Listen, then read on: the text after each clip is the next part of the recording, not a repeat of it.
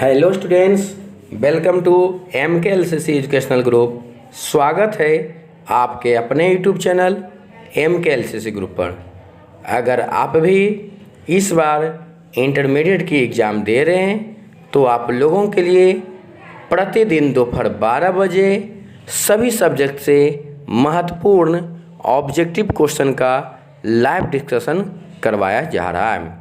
इसलिए अगर आप चाहते हैं कि इंटर बोर्ड एग्ज़ाम में सभी सब्जेक्ट के ऑब्जेक्टिव प्रश्न में सभी प्रश्न का उत्तर सही हो तो डेली लाइव क्लास से दोपहर 12 बजे ज़रूर जुड़ें। जुड़ने के लिए वीडियो के नीचे लाल बटन दबाकर चैनल को सब्सक्राइब कर लें और बगल में जो बेल आइकन है उसे बजा दें ताकि आप तक डेली लाइव क्लास की नोटिफिकेशन पहुंच सके। तो चलिए आज का क्लास स्टार्ट कर रहे हैं। आज का क्लास हम लोग फिजिक्स से देखेंगे, क्योंकि आप लोगों को पता ही होगा कि हम लोग जो एक क्लास देख रहे हैं वह रूटीन से देख रहे हैं। आज है सोमवार के दिन हम लोग फिजिक्स का क्लास देखते हैं। मंगलवार को केमिस्ट्री, बुधवार को बायोलॉजी और गुरुवार के दिन हम लोग 100 मार्क्स हिंदी, जो साइंस, आर्ट्स एवं कॉमर्स सभी स्ट्रीम के बच्चों के लिए समान होती है। शुक्रवार, शनिवार एवं रविवार ये सभी दिन आर्ट्स स्ट्रीम के सब्जेक्ट का लाइव क्लास होती है। इसलिए आप लोग रूटीन से डेली लाइव क्लास से ज़रूर जुड़ें। तो आज का क्लास हम लोग फिजिक्स का क्लास देखेंगे जो पार्ट 9 है। ध्यान देंगे, पार्ट 9 है जिसमें हम लोग चैप्टर प्रकाशिकी एवं प्रकाशिकी यंत्र, ध्यान देंगे प्रकाशिकी एवं प्रकाशिकी यंत्र, ray optics and optical instrument से महत्वपूर्ण ऑब्जेक्टिव प्रश्न का डिस्कशन करेंगे। तो चलिए क्लास को स्टार्ट कर रहे हैं। सभी लोग वीडियो को लाइक और जो भी स्टूडेंट आज पहली बार जुड़े हैं तो चैनल को सब्सक्राइब कर दें। तो ये रहा आप लोगों के सामने आज के सेट का क्वेश्चन 1।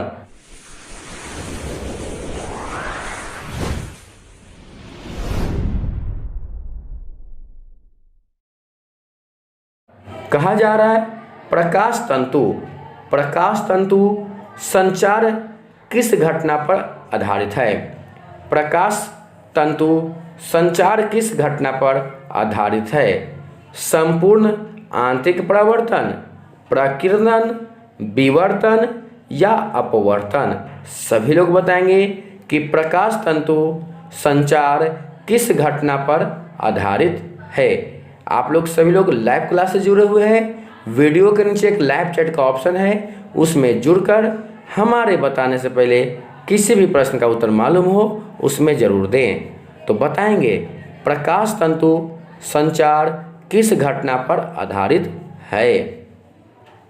चलिए तो याद रखेंगे बाबू लोग, प्रकाश तंतु संचार किस घटना पर आधारित है तो संपूर्ण आंतरिक परावर्तन। याद रखेंगे प्रकाश तंतु संचार संपूर्ण आंतरिक परावर्तन के घटना पर आधारित है। तो इस प्रश्न का सही उत्तर हो जाएगा ऑप्शन ए। चलिए आगे बढ़ते हैं नेक्स्ट क्वेश्चन की ओर। और अगर आप लोग को यह क्लास अच्छा लग रहा है तो वीडियो को जरूर लाइक करें और दोस्तों में ज़्यादा से ज़्यादा शेयर करें। तो नेक्स्ट क्वेश्चन है, एक वस्तु के तीन प्रतिबिंब प्राप्त करने के लिए दो समतल दर्पण को कितना डिग्री कोण पर झुका कर रखना होता है। तो अगर इस प्रश्न का उत्तर आपको मालूम है तो जरूर दें, और मालूम होना चाहिए कि इसको निकालने के लिए एक फार्मूला होती है 360/θ-1। ठीक है, 360/θ-1 से हम लोग इसका फार्मूला निकालते हैं। फार्मूला है इसका निकालने के लिए प्रतिबिंब की संख्या को। आपसे पूछ रहा है एक वस्तु के 3 प्रतिबिंब, हमको प्रतिबिंब कितना चाहिए, 3 चाहिए। ठीक है, तो कितना एंगल होना चाहिए आप बारी बारी से रख कर देख सकते हैं कि कितना डिग्री के कोण पर झुका कर रखेंगे कि वस्तु का 3 प्रतिबिंब प्राप्त होगा। सभी लोग बताएंगे, आपके सामने फार्मूला हम लिख दिए हैं। सभी लोग बताएंगे कि एक वस्तु के 3 प्रतिबिंब प्राप्त करने के लिए दो समतल दर्पण को कितना डिग्री के कोण पर झुका कर रखना होगा। तो बहुत बढ़िया, याद रखेंगे 90 डिग्री के कोण पर झुका कर रखेंगे तो 3 प्रतिबिंब प्राप्त होगा। आप देख सकते हैं अभी बताया थीटा। तो 360 बटा थीटा जब लिखेंगे तो 360 हो जाएगा, 360 और थीटा की जगह 90, ठीक है, और -1। 90 से 4 बार में हो जाएगी, तो 4 में से 1 गया तो 3।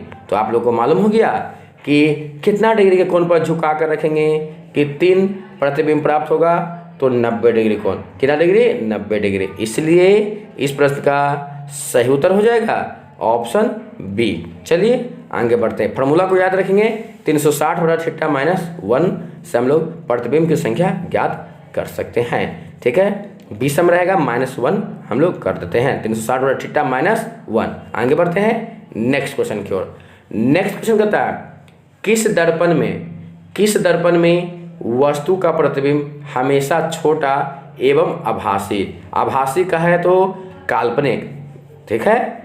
किस दर्पण में वस्तु का प्रतिबिंब हमेशा छोटा एवं आभासी अर्थात काल्पनिक दिखाई पड़ता है। तो आप लोगों को मालूम होना चाहिए कि अवतल दर्पण में बड़ा, छोटा एवं बराबर तीनों प्रकार के प्रतिबिंब बनते हैं, और अवतल में वास्तविक एवं काल्पनिक अर्थात वास्तविक एवं आभासी दोनों प्रतिबिंब बनते हैं। यहाँ पूछ रहा है हमेशा छोटा, तो उत्तल दर्पण में हमेशा छोटा प्रतिबिंब बनता है और काल्पनिक बनता है, ठीक है। और समतल में तो बराबर बनते हैं, ठीक है। तो छोटा और काल्पनिक किस दर्पण में बनेगा, उत्तल दर्पण। बहुत ही आसान सवाल था, इसलिए इस प्रश्न का सही उत्तर क्या हो जाएगा, ऑप्शन बी। उत्तल दर्पण में हमेशा छोटा एवं आभासी प्रतिबिंब बनता है। तो इस प्रश्न का सही उत्तर है ऑप्शन बी। आप लोगों को यह क्लास अच्छा लग रहा है तो वीडियो को जरूर लाइक करें, और जो भी स्टूडेंट आज पहली बार इस क्लास से जुड़े हैं या अभी तक चैनल को सब्सक्राइब नहीं किए हैं तो वीडियो के नीचे लाल बटन दबाकर चैनल को सब्सक्राइब कर दें। तो नेक्स्ट क्वेश्चन है, तरंग दैर्घ्य बढ़ने के साथ अपवर्तनांक का मान होता है। तरंग दैर्घ्य अर्थात लैम्डा के बढ़ने से अपवर्तनांक म्यू का मान क्या होगा, घटेगा, बढ़ेगा, अपरिवर्तित रहेगा या इनमें से कोई नहीं। सभी लोग बताएंगे कि तरंग दैर्घ्य के बढ़ने के साथ अपवर्तनांक का मान क्या होता है, घटता है, बढ़ता है या अपरिवर्तित रहता है या इनमें से कोई नहीं, नन ऑफ डीज। सभी लोग अपना उत्तर देंगे लाइव चैट में, और जो भी स्टूडेंट इस क्लास को बाद में देख रहे हैं तो आप अपना उत्तर कमेंट बॉक्स में देंगे। तो बताएंगे कि तरंग दैर्घ्य के बढ़ने के साथ अपवर्तनांक का मान क्या होता है। तो याद रखेंगे, तरंग दैर्घ्य के मान बढ़ने के साथ अपवर्तनांक का मान क्या होता है, घटता है। याद रखेंगे, तरंग दैर्घ्य बढ़ेगा तो अपवर्तनांक का मान क्या होगा, घटेगा। इसलिए इस प्रश्न का सही उत्तर हो जाएगा ऑप्शन ए। चलिए आगे बढ़ते हैं नेक्स्ट क्वेश्चन की ओर। नेक्स्ट क्वेश्चन कहता है, एक पतले लेंस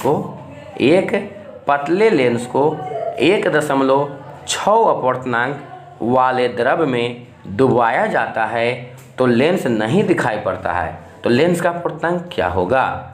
कह रहा है, एक पतले लेंस को जब 1.6 अपवर्तनांक वाले द्रव में डुबाया जाता है तब लेंस नहीं दिखाई पड़ता है। तो लेंस का अपवर्तनांक क्या होगा, 1.6, 0.8, 3.2 या अनंत।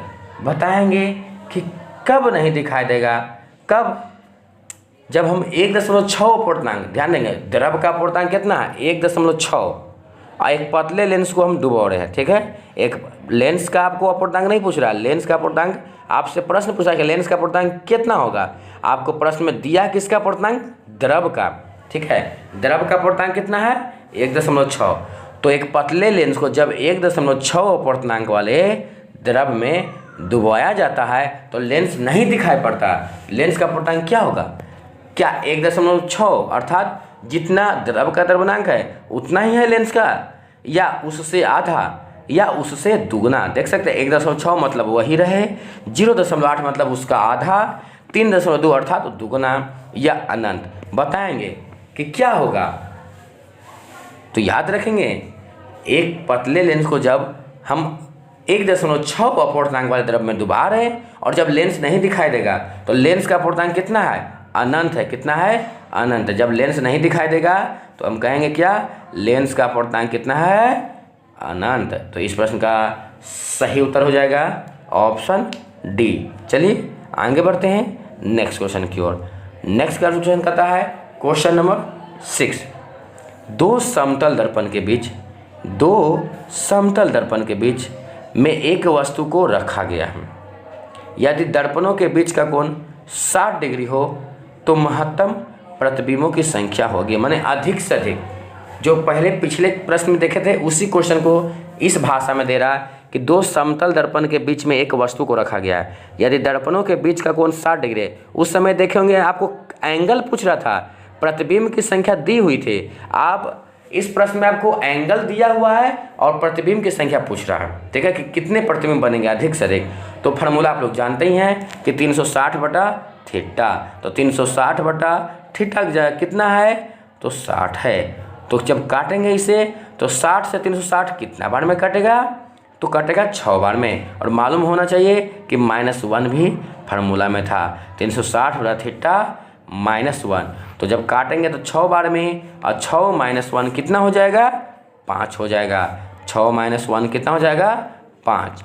तो मालूम हो गया ना कि जब दो समतल दर्पण के बीच एक वस्तु को रखा गया है और यदि दर्पणों के बीच का कोण 60 डिग्री है तो अधिक से अधिक प्रतिबिंब की संख्या कितनी होगी, तो 5।